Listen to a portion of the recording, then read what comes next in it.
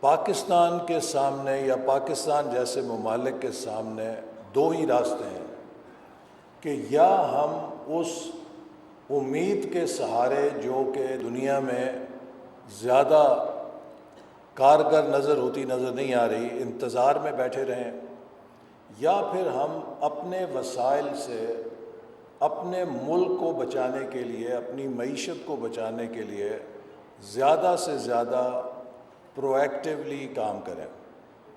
حکومت کی حکمت عملی یہی ہے کہ ہم دوسروں پر بھی اپنا جو ہمارا استحقاق ہے وہ یقیناً اسے پیش کریں کہ دنیا کا فرض ہے کہ وہ ہمارے جیسے ممالک اور دیگر ہمارے جیسے ممالک کی مدد کرے جو ترقی یافتہ ممالک کی غیر ذمہ دارانہ ترقی کا نشانہ بنے ہوئے ہیں، لیکن اس کے ساتھ ساتھ ہم اپنے وسائل کو بروئے کار لائیں، اپنی قوم کی جو صلاحیت ہے اسے مجمع کریں، اسے ہارنس کریں اور اسے ایک کولیبریٹو فریم ورک میں لائیں۔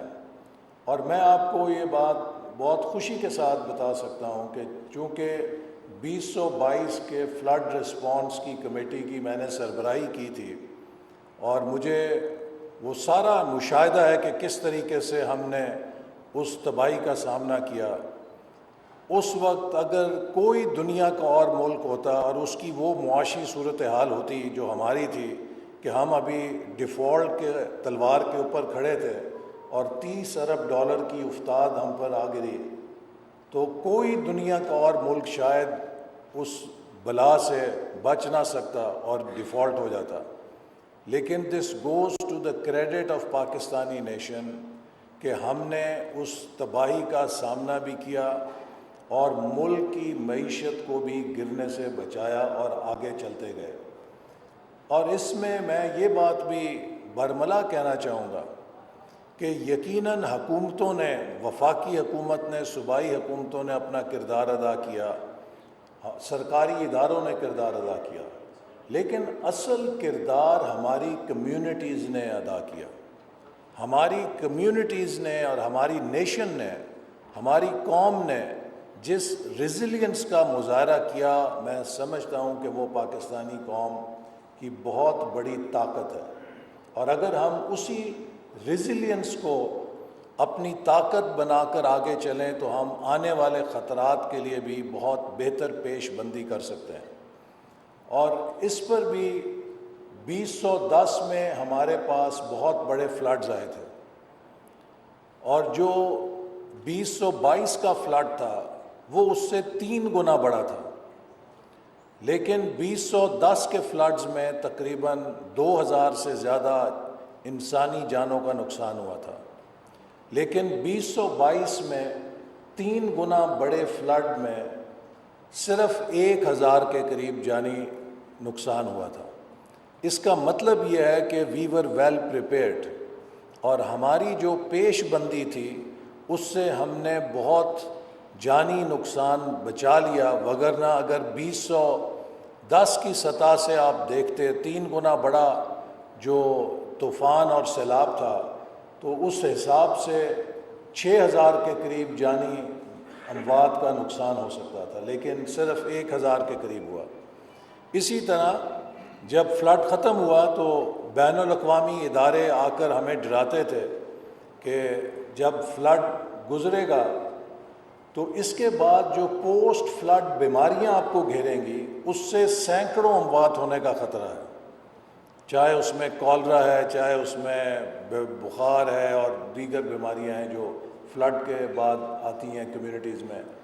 لیکن میرا خیال ہے کہ شاید کوئی 1-2 درجن سے زیادہ اموات نہیں ہوئیں، and we were able to provide a very good health cover to our population with the help of international UN agencies, with the help of our health departments, Sindh کی حکومت، بلوچستان کی حکومت، ساتھ میں پنجاب کی حکومت نے اور KP کی حکومت سے ہم نے وسائل وہاں پر بھیجے، وفاقی حکومت سے بھیجے، تو ایک مؤثر حکمت عملی کے ساتھ ہم اس تباہی سے بچنے میں کامیاب ہو گئے جس کے بارے میں فورکاسٹ کی گئی تھی کہ کئی سو افراد فلڈ کے بعد ان بیماریوں کے نتیجے میں ان کی جانیں جا سکتی ہیں۔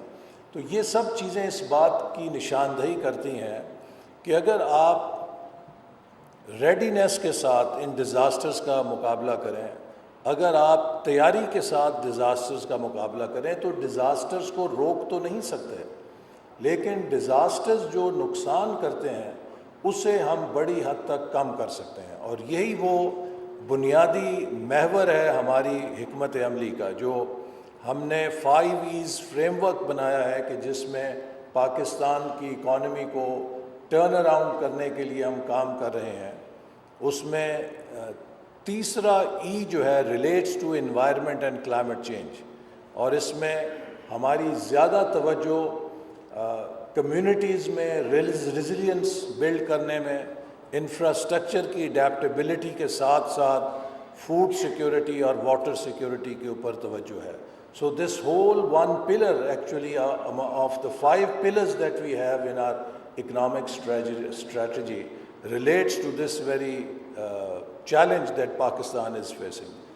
ضرورت اس بات کی ہے کہ ہم اب ایک خواتین و حضرات آپ سب اوپینین لیڈرز ہیں اور آپ سب اپنے اپنے شعبے میں کارآمد حیثیت کے مالک ہیں۔ ہمیں سنجیدگی کے ساتھ یہ سوچنا ہے کہ کلائمیٹ چینج ہی نہیں، ہم اپنی قومی صلاحیت کے بھی ایک ڈیزاسٹر رسک مینجمنٹ کے پلان پر کیسے کام کریں گے۔ 77 سال ہو گئے ہیں اور ہم ایک ولڈرنیس میں گھوم رہے ہیں، ایک دائروں کا سفر ہے جس میں ہم لگے ہوئے ہیں۔ ایک سوال ہر پاکستانی کے ذہن میں ہے کہ کیا وجہ ہے کہ ہندوستان ہم سے آگے نکل گیا، بنگلہ دیش ہم سے آگے نکل گیا، ملیشیا ہم سے آگے نکل گیا، کوریا ہم سے آگے نکل گیا، دبئی ہم سے آگے نکل گیا۔ یہ سارے ممالک جو ہم سے پیچھے تھے، جن میں سے کئی ممالک کو ہم اپنی ترقی سکھلاتے تھے، جب ہم نے حبیب بینک پلازا بلڈنگ بنائی 60s میں، تو کراچی سے مشرق میں اتنی اونچی کوئی عمارت کسی شہر میں نہیں تھی۔ تو کیا وجہ ہے کہ ہم پیچھے رہ گئے؟ کیا ہمارے اندر ذہانت کی کمی ہے؟ کیا ہمارے اندر محنت کی کمی ہے؟ کیا ہمارے اندر دیانت کی کمی ہے؟ ہمارے اندر وسائل کی کمی ہے؟ کس چیز کی کمی ہے؟ میں یہ بات بہت یقین کے ساتھ کہہ سکتا ہوں کہ ہم ان ممالک میں سے کسی ملک سے نہ ذہانت میں کم ہے، نہ صلاحیت میں کم ہے، نہ وسائل میں کم ہے، اور نہ ہی دیانت میں کم ہے۔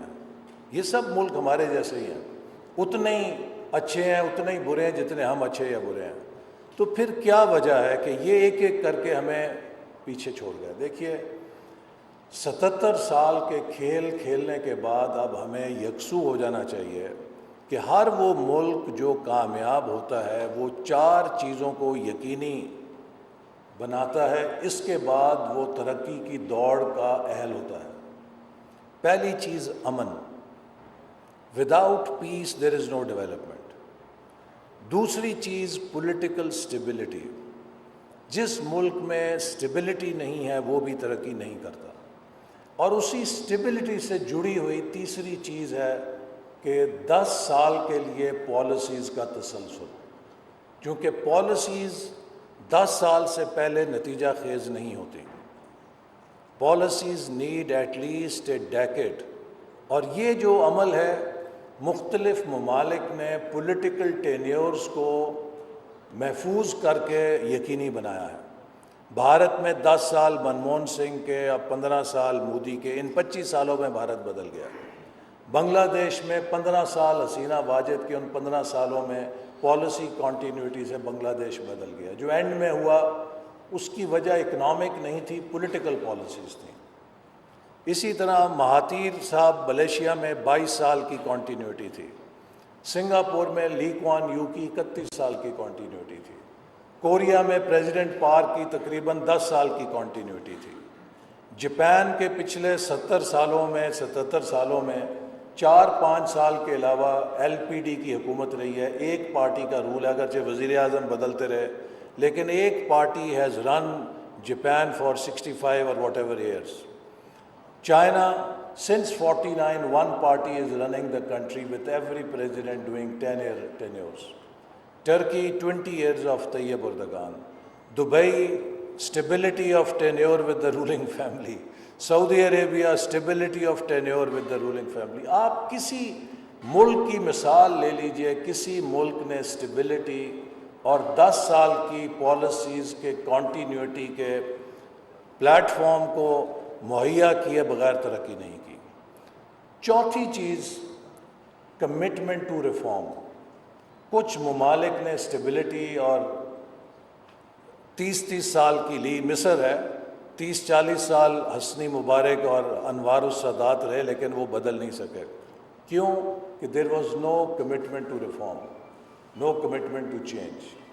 سو لہٰذا peace, stability, continuity of policies and reforms, یہ 4 چیزیں کہ اگر آپ ایکو سسٹم نہیں بنائیں گے تو آپ کتنے مرضی ذہین ہوں, کتنے مرضی قابل ہوں, آپ 25 کروڑ تہجد گزار یہاں پہ لا کے جمع کر لیں, آپ کی کابینہ ساری نوبل پرائز کے لوگوں کی ہو, لیکن اگر آپ کے ملک میں امن نہیں ہوگا, استحکام نہیں ہوگا, تسلسل پالیسیز کا نہیں ہوگا اور کمٹمنٹ ٹو ریفارم نہیں ہوگی, تو وہ نوبل انعام یافتہ اور جتنے تہجد گزار ہیں سب فیل ہو جائیں گے. لیکن اس کے مقابلے میں آپ کی اوسط درجے کی قیادت ہو اور ملے جلے لوگ ہوں, لیکن یہ 4 چیزیں ہوں تو وہ ملک کہاں سے کہاں نکل جائے گا. تو اب ہم ایک انفلیکشن پوائنٹ پہ آ گئے ہیں, اور یہاں پہ آنے کے لیے ہم نے بڑی سیاسی قیمت ادا کی ہے. اپریل 22 میں اگر ہم 1 مہینے کے اندر الیکشن کرا دیتے تو ہم 2/3 اکثریت کے ساتھ جیتنے کی پوزیشن میں تھے. اپریل 22 تک